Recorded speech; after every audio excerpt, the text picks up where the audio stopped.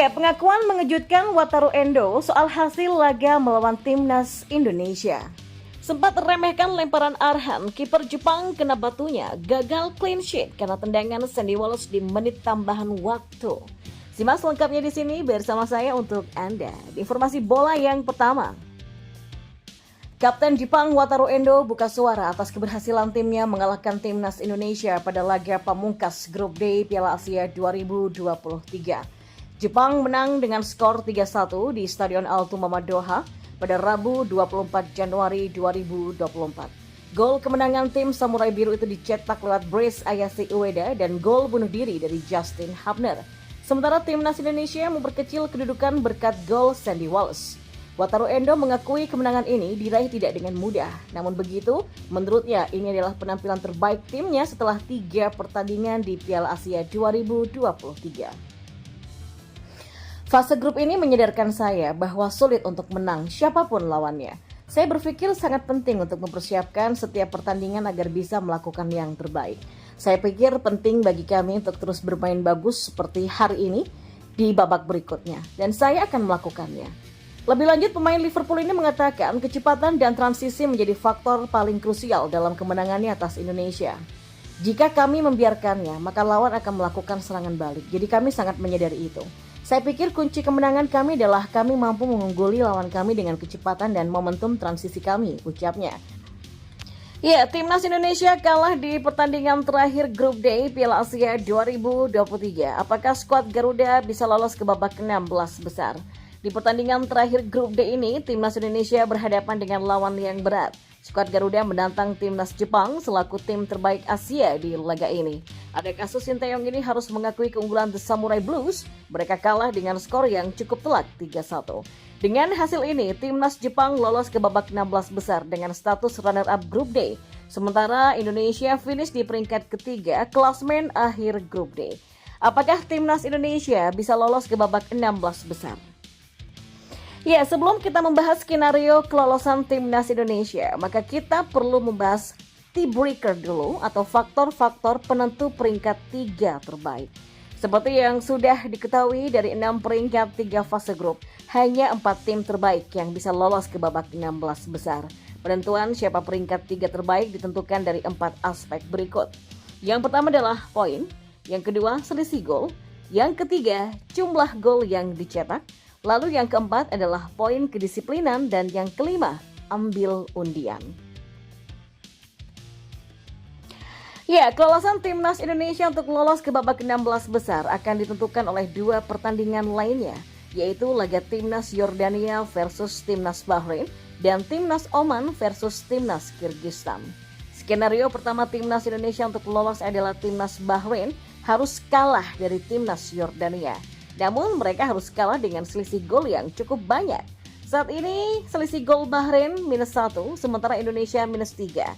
Jadi tim Bahrain harus kalah dengan selisih 3 gol dan Indonesia tidak perlu memperhatikan hasil Oman versus Yordania untuk lolos.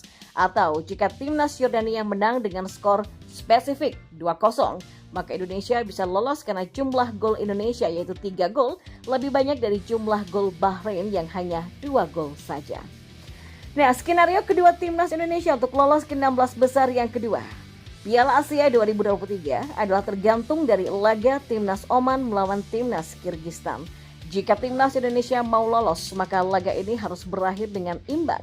Karena saat ini Oman punya 1 poin sementara Kyrgyzstan 0 poin. Jadi, dengan tambahan 1 poin, kedua tim ini tidak bisa melewati perolehan poin Indonesia. Sehingga timnas Indonesia lolos ke babak 16 besar. Ya, skenario ketiga timnas Indonesia untuk lolos ke babak 16 besar Piala Asia 2023 adalah timnas Kyrgyzstan menang atas timnas Oman.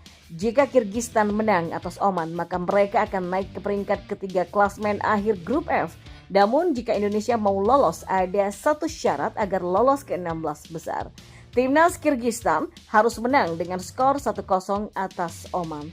Jika Kyrgyzstan menang dengan selisih lebih dari 2 gol, maka selisih gol Kyrgyzstan akan lebih baik dari Indonesia. Sehingga Kyrgyzstan lah yang akan lolos ke babak 16 besar.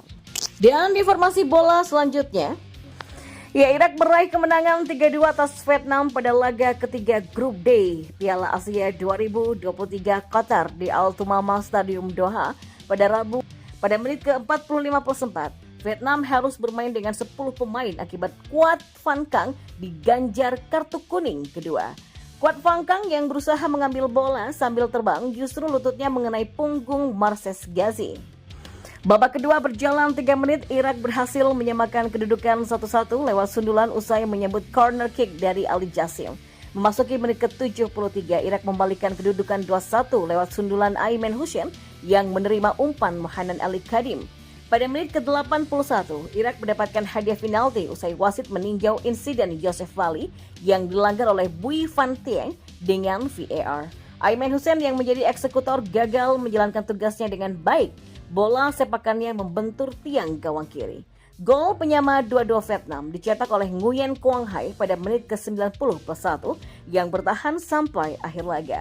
Pada menit ke-90+11, Irak mendapatkan hadiah penalti yang dieksekusi oleh Ayman Hussein. Ayman Hussein sukses menutup laga kontra Vietnam dengan kemenangan 3-2. Atas hasil inilah Irak mengoleksi 9 poin, berhak melaju ke 16 besar Piala Asia dengan status juara grup D untuk Piala Asia 2023. Sementara Vietnam yang sudah dipastikan gugur menempati peringkat keempat tanpa poin. Dan di informasi bola yang terakhir, lemparan ke dalam Pratama Arhan berhasil menjadi asis Sandy Wallace untuk menjebol gawang kiper Jepang Zion Suzuki di menit ke-90+1. Jepang yang sebelumnya tumbang atas Irak dengan skor 2-1 membuat penjaga gawang Zion Suzuki menjadi bulan-bulanan netizen atau warganet pendukung Jepang. Tidak sedikit yang menuding penjaga gawang Jepang Zion Suzuki sebagai biang kerok atas kekalahan tim Samurai Biru. Namun sosok kiper berusia 21 tahun itu menyadari resikonya sebagai seorang profesional. Saya tahu ada banyak suara di luar sana dan saya ingin orang-orang untuk menahan diri dari membuat komentar yang diskriminatif. Tapi saya memang tidak punya niat untuk menyerah pada mereka, kata Zion Suzuki. Zion Suzuki melihat timnas Indonesia sering menggunakan bola-bola panjang sebagai titik awal penyerangan mereka. Maka dari itulah pihaknya mengaku akan melakukan penyesuaian. Sementara ketika ditanya tentang strategi lemparan jauh Pratama Arhan yang menarik perhatian, Zion Suzuki menjawab dengan enteng. Lemparan jauh itu sama dengan umpan silang. Jadi kalau saya bisa menyerang, memantul, dan menangkap, saya tidak merasa terlalu menjadi ancaman bagi tim. Itu sebabnya saya ingin mencobanya sendiri, ujarnya. Nah, menurutnya sebagai seorang kiper, resiko untuk kebobolan gol akan selalu ada. Ketika kebobolan itu terjadi, penjaga gawang akan mencari cara untuk berkembang. Jadi meskipun menjadi kiper bisa jadi sulit, bagian yang paling menyenangkan adalah saat Anda menyelamatkan tim, katanya penuh semangat.